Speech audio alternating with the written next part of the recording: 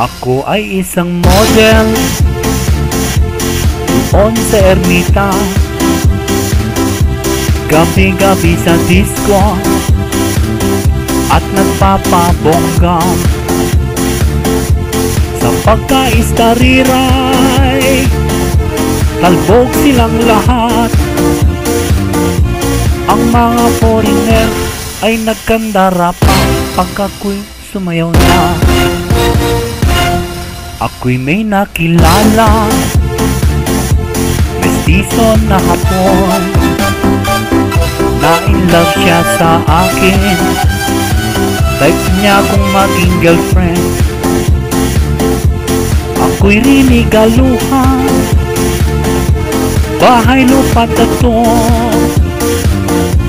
Hindi niya lang alam na di ko nasabi na ako'y isang Darna! Ay, ano ba yan? Ang iniingat-ingatan ko, ang ugat, lawit at muscles ko, na tinatago-tago ko pa sa tuwing kami magkasama. Ako'y nananalangin na sana manawari, wag sanang mabuking nakatali sa akin na ubod ng itim.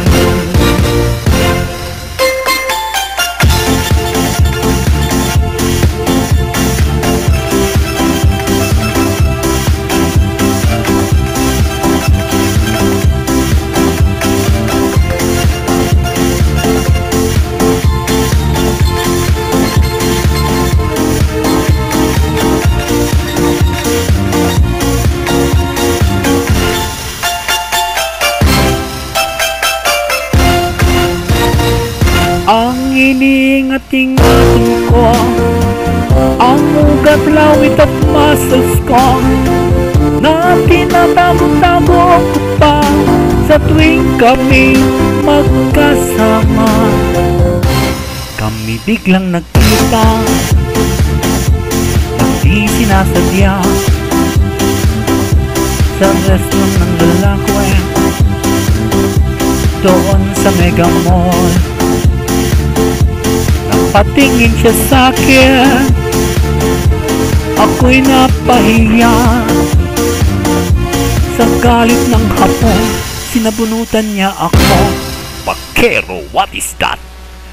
Just like yours, Papa.